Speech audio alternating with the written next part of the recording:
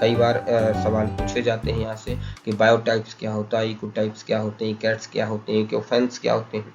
Term 4-5 concept जो हमने पीछे डिस्कस किए हैं उन्हीं से मिलती जुलती कुछ चीजें यहाँ पर हम डिस्कस करेंगे। सबसे पहले आ जाते हैं बायोटाइप। बायोटाइप यानी दो शब्द यहाँ पर बने हैं।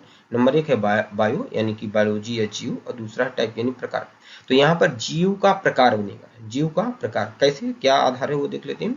तो एक ही जाति के सदस्य, एक ही जाति के सदस्य जो समान वातावरण में रहते हैं, एक ही जाति के सदस्य हों, समान वातावरण में रहते हों, लेकिन उनमें कुछ आनुवांशिक भिन्नता हो, उनमें कुछ आनुवांशिक भिन्नता हो, और यह आनुवांशिक भिन्नता स्थिर हो, यानी ये वंशावली के अनुसार भिन्नता हो, और ये इनको सेक्सुअल आइसोलेशन प्रोवाइड करवाता हो कि ये जीव एक ही जाति के सदस्य हों लेकिन आपस में इंटरब्रीड ना कर सके।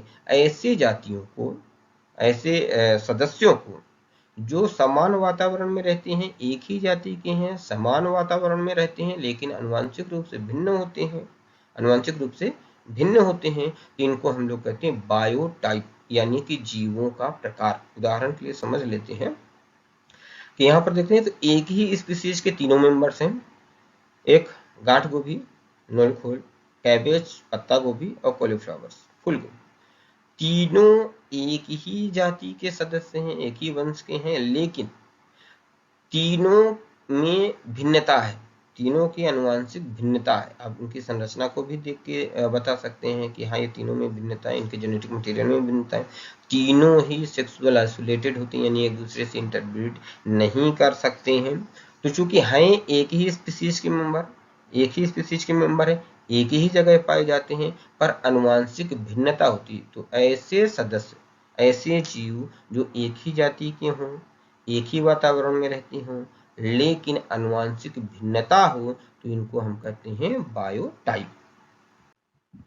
आगे बात कर लेते हैं इको टाइप की, बात कर लेते हैं। इको मतलब वातावरण या पर्यावरण आपका, और टाइप तो जैसा वातावरण हो वैसा जीव का प्रकार बन जाए, जैसा वातावरण हो वैसा जीव का प्रकार बन जाए। एक ही जाति के सदस्य, एक ही जाति के सदस्य, लेकिन अलग अलग वातावरण में रहने की वजह से इनमें आनुवांशिक भिन्नता उत्पन्न हो जाए। एक ही जाति के सदस्य अलग अलग वातावरण में रहने की वजह से इनमें आनुवांशिक भिन्नता उत्पन्न हो जाए, यह लक्षण स्थिर हो जाए, और ये आपस में इंटरब्रीड करने के लायक ना हो।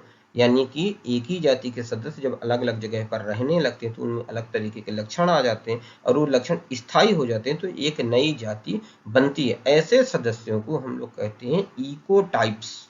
उदाहरण के रूप में देख लेते हैं, ये तीनों ही इंडियन कौवे होते हैं, क्राउ हैं, इंडियन क्राउ। एक ये आपको अक्सर मध्य प्रदेश वाले एरिया में, मध्य भारत में देखने को मिल जाएंगे। ये काला कौवा जो होता है ये जंगलों में अक्सर मिलता है, शिकारी तरीके का होता है, शरीर में थोड़ा सा बड़ा होगा, ज़्यादा ताकतवर, पंजे काफ़ी तेज और चोंच काफ़ी नुकीली होती है।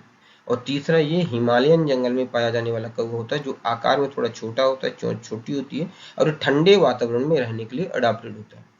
तीनों ही एक ही जाति के मेंबर हैं, लेकिन अलग अलग जगह पर रहने की वजह से इनमें कुछ आनुवांशिक भिन्नताएं आ जाती हैं, आनुवांशिक विविधताएं आ जाती हैं। नतीजन ये अलग तरीके की जाति की तरह लक्षण अपीयर करते हैं। तो ऐसे सदस्यों को हम लोग कहते हैं इकोटाइप्स। एक ही जाति के सदस्य हों, अलग अलग वातावरण में रहते हैं, अलग अलग वातावरण में रहने की वजह से आनुवांशिक भिन्नता उत्पन्न हो जाती है, तो ऐसे करेक्टर्स को, ऐसे सदस्य को हम लोग कहते हैं इकोटाइप्स। अब बात कर लेते हैं इकैट्स या इकोफेंस।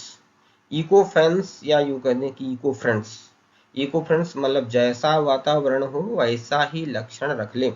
पेड़ पौधे या जीव जंतु जैसा वातावरण हो वैसा ही लक्षण अपीयर कर ले, तो ऐसी जातियों को, ऐसे सदस्यों को, ऐसे ऑर्गेनिजम्स को हम लोग इकोफेंस बोलते हैं। लेकिन ये जो भी बदलाव करेंगे, इनमें जो भी विविधता आएगी ना, वो स्थिर नहीं होगी, बल्कि वो बदल सकता है। जैसे जैसे वातावरण उनको मिलता जाएगा वैसे वैसे वो बदल सकते हैं। जैसे एक ही जाति के सदस्य, एक ही जाति के सदस्य जिनमें वातावरण के कारण कुछ आनुवांशिक नॉन जेनेटिकल कैरेक्टर्स आते हैं, और ये नॉन जेनेटिकल कैरेक्टर्स स्थायी नहीं होते हैं, बल्कि कंडीशन बदलने पर ये बदल जाते हैं।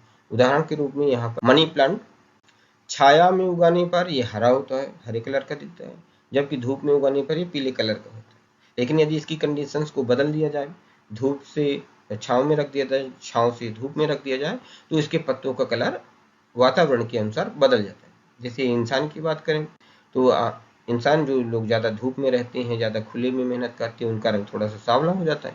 जो लोग रूम के अंदर काम करते हैं, छांव में रहते हैं, उनका चेहरा थोड़ा सा फेयर हो जाता है।